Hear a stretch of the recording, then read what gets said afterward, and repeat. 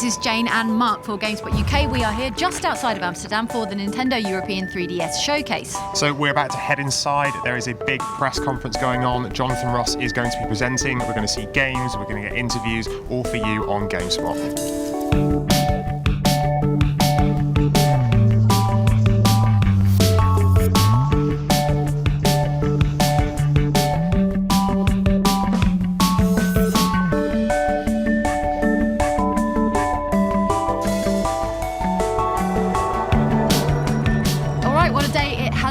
We kicked off with the conference where we got a release date, March 25th, but not an exact pricing because Nintendo doesn't like to talk about trade prices apparently, and we have to defer to our retailers for that. And we've seen some of those prices though coming out during the day for pre-orders, right? Yeah, a few have leaked out. So the biggest price, well, not the biggest price, but the most popular price seems to be around £229.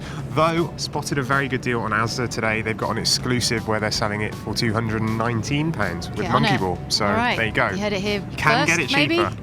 Okay, yeah. And then we went and checked out some of the games in the white kind of park show floor area. Yes. And you went to see, what was it, PES 2011 3D first. So I'm trying out the game now. Unfortunately, we're not allowed to show you the screen, as Nintendo have said that they will kill us if we show you the screen. So I'm just going to have to describe this to you as best I can while I'm playing it. So the idea of Pro Evo 2011 is that the camera view has completely changed from the last game. So now you kind of view it in this pseudo kind of third-person view where it tracks behind the player that you're playing as all the time. This kind of helps with the 3D effect, and from what I've noticed from playing it here is that when you're stood behind the player, you get this added sense of depth and you're able to see how far you can shoot the ball and pass the ball much easier than you can in a 2D incarnation. The other interesting thing about the game is it's really, really pretty, and it's a testament to how powerful the DS hardware is that it looks like a great PlayStation 2 game. Also great is the speed of the game. If you're used to the Pro Evo on the consoles, you'll notice it is quite fast. And I'm really, really enjoying this at the moment. The 3D effect works great for football games, and being able to see how far you can shoot is a bonus. Unfortunately, I still suck playing as Barcelona, but yeah, it's a really good experience and something to look out for when the 3DS gets launched on March 25th. Well, Mark, sounds like you enjoyed that very much. I did actually. It was one of the best games I played today. The 3D effect was really well done, and the thing about it is it really, really helps you see where the ball's going when you're playing the game. So, you know, I think sports games, it's quite a good thing for 3D, but you actually saw something a little different today, something possibly a little more violent. It was rather more violent. It was Resident Evil The Mercenaries 3D, and it was on a bus also. Okay, so I'm just loading up the Spain level. We're playing a Spain level and an Africa level here in the bus with Resident Evil Mercenaries 3D.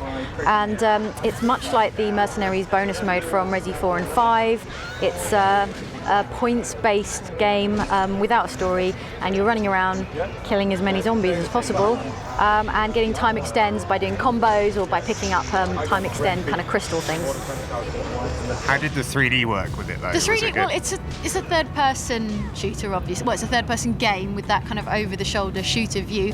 So it brings the character you've chosen out into the foreground. And I think the 3D is most obvious when you're looking down a scoped weapon, because the scope really kind of pops out of the screen, which, I don't know, I thought that was maybe a tiny bit off-putting, but for the game proper, for running around, it is nice. It adds a nice dimension to it, I suppose you would say.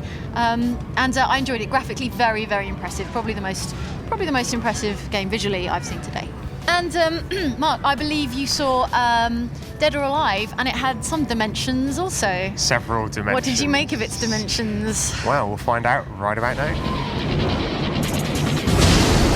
Now, what's interesting about this game compared to a lot of the other 3DS games you've seen today is there's a lot of what is technically called, in my terms anyway, sticky outy 3D. So what happens is you'll see a lot of menus appear to stick right out of the screen. This happens a lot when you get like a KO, so the message KO just flies into your face. It also happens when you have characters that at the end of a match that they've won, their hand appears to stick right out of the screen. So it's a really interesting effect, and it looks great. The other thing about the game is, gameplay-wise, if you're familiar with any of the Dead or Alive series, you'll be immediately familiar with how this game plays. Also graphically, it looks great. It's kind of PlayStation 2 level graphics, very, very smooth frame rate. It's a fantastic game to look at. So look forward to this one later in the year. Has it got volleyball in it? It's a fighting game. No, fortunately there isn't any volleyball in it. Any photo taking? There's no photo taking, there's no volleyball, there's no bikinis even? There are bikinis. Okay, there probably are bikinis in the game. I didn't see any in there, but I'm assuming there will be some. Moving on. There's a lot of time for Dead or Alive. It's coming back to the fighting the series that it's famed for. So there's none of this crazy spin-off stuff, which frankly, if you've played Dead or Alive Paradise, you'll know that best avoided. Yeah. Well, it was quite impressive in the conference anyway. They showed some stuff on the big screen of that. Yes, absolutely. So you went and saw something involving monkeys. Yes, I saw the Super Monkey Ball in 3D. I'm in challenge mode, which is, I think, the main game mode, really. And it's interesting, there's two control schemes. One involves tilting, like I'm doing now, so it's motion sensor based. And the other control scheme involves using the circle pad, which is actually very comfortable. And I prefer it over the tilt method because with the narrow viewing angle with the 3D, I find the tilting actually kind of spoils it a bit. But it looks good. And there's also a fight mode and a race mode. The race mode looks really good. I think 3D is going to stand up really well generally in the racing games on here. So I think if you were going to play Super Monkey Ball with the motion sensor control scheme, you would use the slider to bring the 3D right down and then play it like that. But I quite like the secondary control scheme, which is just using the circle pad. Yeah. I think we're calling it a circle pad now. That's what Nintendo says, not analog thumb pad. It's an analog stick. Circle pad. I mean, that's what it is. Whatever you want to call it. It's really comfy. It's actually really nice, and the controls were really quite precise and not oversensitive. So I would go for the secondary control on that. And there's also a fight mode and a race mode. So there's a lot of content in there. I found that kind of interesting thing out of all the things today, that the thumbstick was really, really comfortable. I mean, I don't know about you, but like when I was... Super comfy. It was really, really comfy, much more comfortable than the PSPs. And I think that's kind of a really good feature to have, because, the PSP is great, but that thumbstick, after a while, tended to, you used to get thumb fatigue all the time. Avoiding the thumb fatigue. Yes, it's pretty good. I know we talked about the price a little bit earlier, but what do you think? Too high? Too low? Just right? It could have been worse, really, couldn't it? I mean, the prices we're looking at with pre-orders, around $230, I think that's what we were expecting. In fact, I believe in last week's podcast, I said $230. So I think we all owe you a fiver then, don't we? I think you do. That's £5 towards my 3DS.